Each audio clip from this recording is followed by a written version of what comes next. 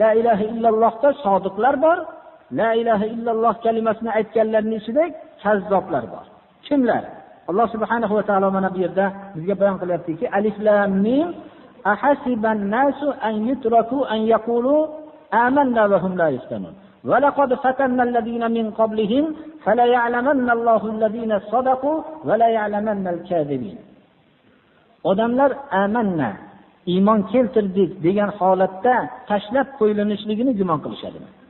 Ya'ni la ilaha illalloh Muhammadur Rasululloh kalimasini aytib qo'yishlik bilan endi bo'ldi, shu holatda nima qilishsalar ham endi shu holatda qoladigan deb gumon qilishadimi?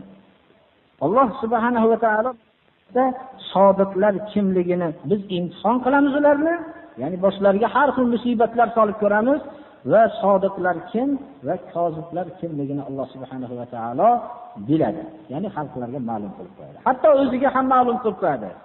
O'zi ham o'zini aytadi, sen kazzob ekansan bu kalimada deydi.